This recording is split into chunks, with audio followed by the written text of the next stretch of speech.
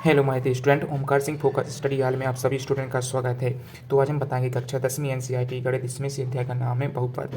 ठीक है, क्योंकि यह जो हमारा अध्याय था बहुपद था, तो इसमें क्या है, द्विघात से जो बहुपद, बहु का मतलब होता है बहुत सारे, एक से मतलब दो तीन से अधिक, ठीक है, जो होते हैं उन्हीं को हम बहुपद कहते हैं। बहुपद जिसमें तीन से ज़्यादा पद होते हैं, ठीक है, एक पदी द्विपदी, इसमें बहुपदी में सारे बहुत सारे पद होते हैं। ठीक है, एक कौन सा हमारा उदाहरण था, ये दूसरा हमारा उदाहरण है। ठीक है, कौन सा उदाहरण है, ये हमारा दूसरा उदाहरण है। तो द्विघात बहुपद x वर्ग धन 7x धन के शून्य ज्ञात कीजिए और शून्यकों तथा गुणांकों के बीच की सत्यता की जांच करनी है। ये इस प्रकार का हमें क्या दिया है, ये सवाल दिया गया है और यह परीक्षा की दृष्टि से बहुत हर बार पूछा जाता है, क्योंकि यह सवाल इतना कठिन, ज़्यादा कठिन भी नहीं है क्योंकि, ठीक है। तो आइए हम इसको आज हल करते हैं। जो अध्याय 2 है और इस जो बहुपद का नाम है, और यह उदाहरण दूसरा है, प्रश्न नंबर 2.2 के पहले का उदाहरण है ये दूसरा। ठीक है, तो आइए हम इसको हल करते हैं आसानी तरीके से। ठीक है, और जो हमें जो क्या दिया गया है, x वर्ग धन 7x धन एक प्रकार का हमें बहुपद दिया गया है, द्विघात बहुपद दिया गया है। ठीक है, द्विघात का मतलब होता है जिस पर जो इसकी घात 2 की होती है उसे हम द्विघात बहुपद कहते हैं। द्विघात बहुपद का सूत्र भी होता है x वर्ग धन bx धन c बराबर 0। इस प्रकार का ये सूत्र भी इसका होता है। ठीक है, तो आइए हम इसको हल करते हैं। तो पहले हम लिखेंगे हल यहाँ पर। अब दिया गया बहुपद यहाँ लिखेंगे, दिया गया बहुपद, ठीक है।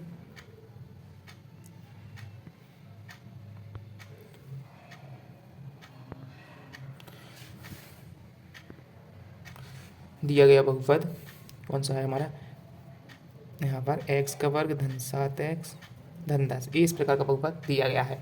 तो हमें ऐसा करने से क्या करना है, तो इनका क्या है, शून्यक, तो इनका हमें शून्यक निकालना है और फिर शून्यकों तथा गुणांकों के बीच की सत्यता की फिर जांच भी करनी है। तो यहाँ पर अपने रथ में आपको बताते हैं कि जैसे कि इस पेज में, तो हमें बहुपद दिया है x वर्ग धन 7x को हमें गुणनखंड के रूप में तोड़ना है। तो जब तभी हमने क्या निकाल सकते हैं, शून्यक निकाल सकते हैं। लेकिन एक सूत्र भी है, उससे भी अपन शून्यक निकाल सकते हैं, लेकिन ऐसा नहीं, तो पहले हमें गुणनखंड जरूरी है सीखना। ठीक है, तो ये ऐसा करना है, हम इसका इसमें गुणा करके करेंगे, मतलब करेंगे मन में ऐसे ही, जैसे कि इसका इसमें करेंगे तो कितना हो जाता है, 10x वर्ग प्राप्त हो जाए, और ये हमारा 7x और ये हमारे 7x। तो हम ऐसे चाहेंगे कि गुणा करने पर हमें 10x वर्ग प्राप्त हो जाए, और जोड़ने और घटाने पर हमें क्या प्राप्त हो जाए, धन 7x प्राप्त हो जाए। तो वह कौन सी संख्या होगी। यदि हम ऐसा करें कि यदि हम 5 गुणित 2 को गुणा करें, ठीक है, तो हमें कितने प्राप्त हो जाएंगे, 5 गुणा 2 में ये 10 हो जाएंगे। यदि हम 5 धन 2 को जोड़ दें तो 5 2 7, तो हमें 7 ही प्राप्त हो जाएंगे। तो देखो यही हो रहा है, यदि हम 5 को धन 2 को जोड़ेंगे तो 7 हो जाएंगे, और 5 गुणित 2 को गुणा करेंगे 10 हो जाएंगे। तो मेरी संख्या तुम पे मिल गई ना, यानी 5 हो जो, और 2 को यदि हम इनका करेंगे तो हो जाएंगे।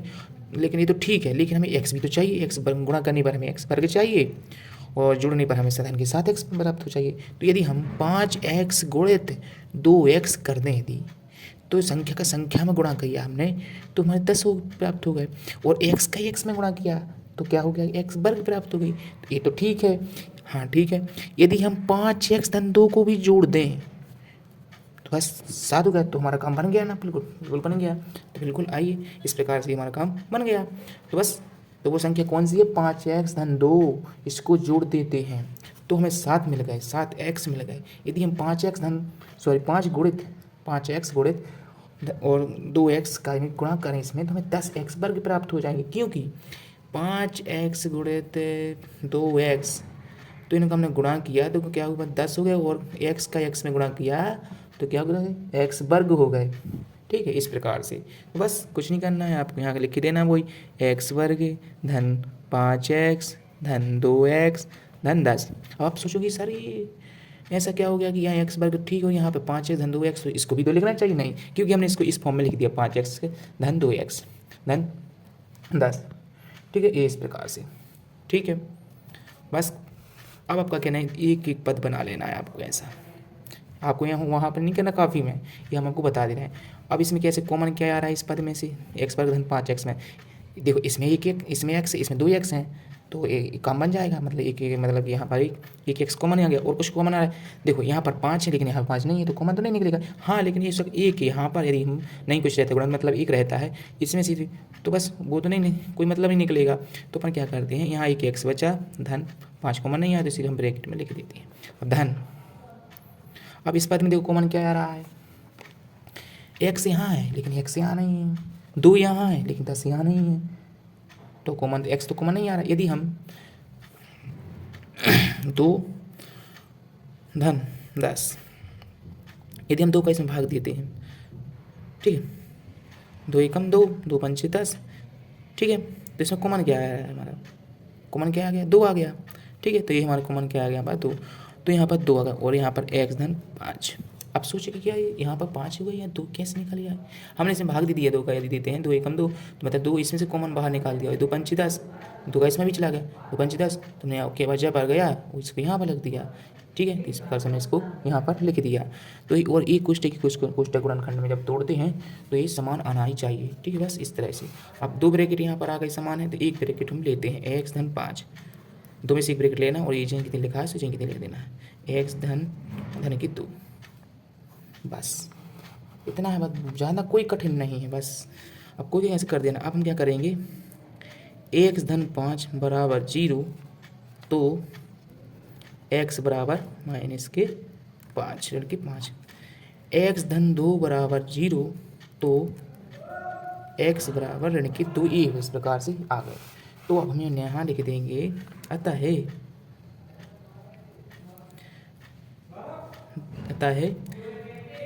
ठीक है, तो हम लिख देंगे यहाँ पर, इसलिए भी कर सकते लिख सकते हो और औंसले से भी लिख सकते हो।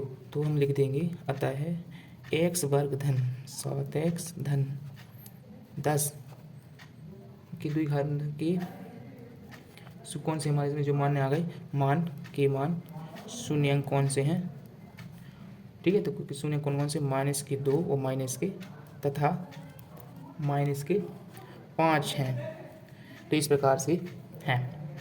अब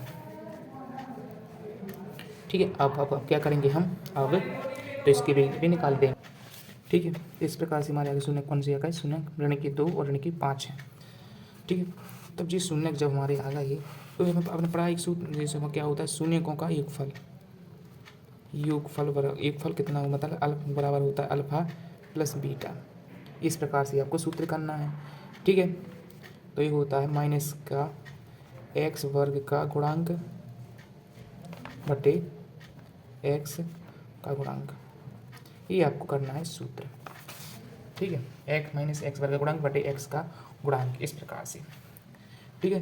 तो हम क्या करें, जो इसके मान आए थे शून्य अंकों की, इसमें बस मान धर देंगे इस सूत्र में, ठीक है। यहाँ पर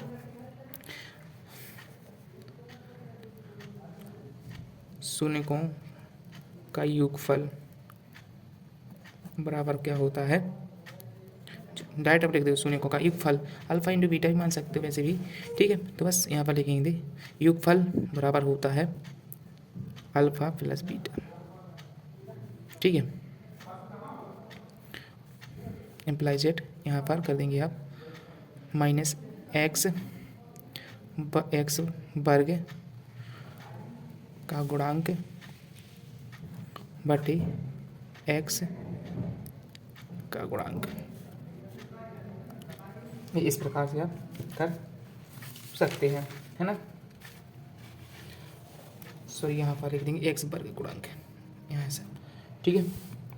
बस इसमें आप पूरा अल्फा मैं सुने को योगफल क्या अल्फा इंटू बीटा, है ना, ये इसका सूत्र होता है। बस यहाँ भी आपको मान लेना है अल्फा बराबर -2 बीटा बराबर ऋण के 5 1 हो, बस इस सूत्र में आपको रख देना है ऋण के 2 धन, इसको ब्रैकेट में जरूर लिखना है आपको, ठीक है, क्योंकि इसमें ऋण में आए हैं तो उसको हम ब्रैकेट में लिख देंगे और यहाँ पर लिख देंगे माइनस एक्स का गुणांक बटे एक्स वर्ग का गुणांक,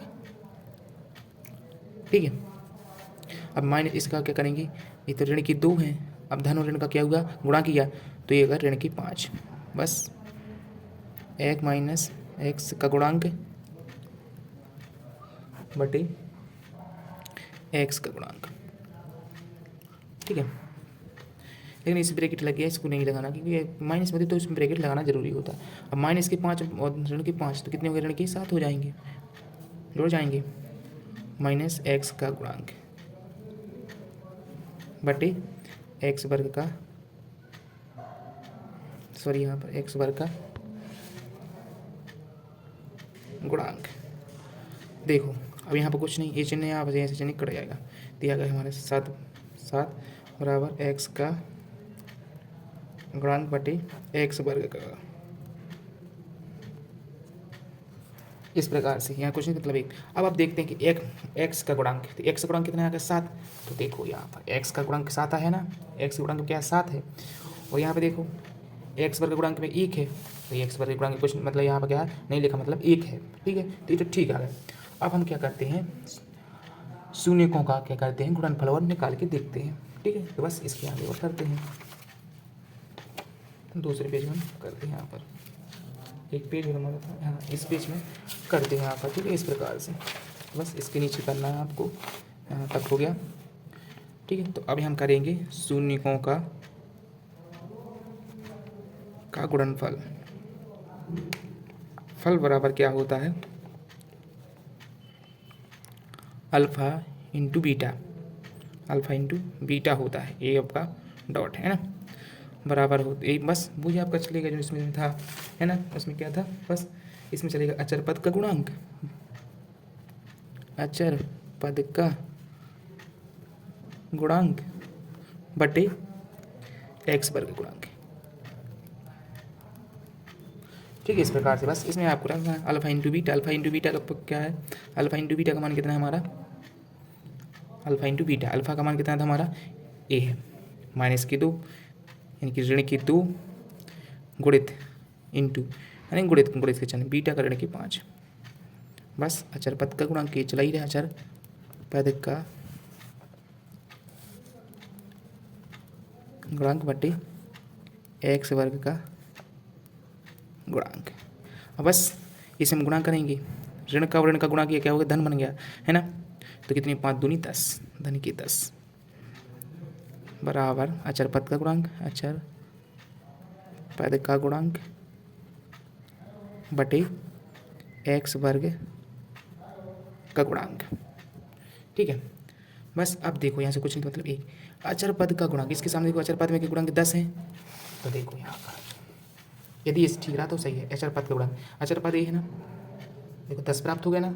एक्स पर गुणांक में 1 है तो एक्स गुणांक में है, यहाँ पर 1 है, मतलब नहीं लिखा मतलब 1 समझना। ठीक है, मतलब 1 रहता है। ठीक है, इस प्रकार से तो बस, तो आपको समझ में आ गया कि नहीं आया, तो यहाँ लिख देंगे, आता है द्विघात बहुपद, द्विघात बहुपद में एक्स वर्ग धन 7x धन 10 की शून्यक 10 वर्ग की शून्यंक जो अपन निकाले वही हैं जो कि वर्ग के बहुपद में है ना, बहुपद में इस वर्ग के जो शून्यंक निकले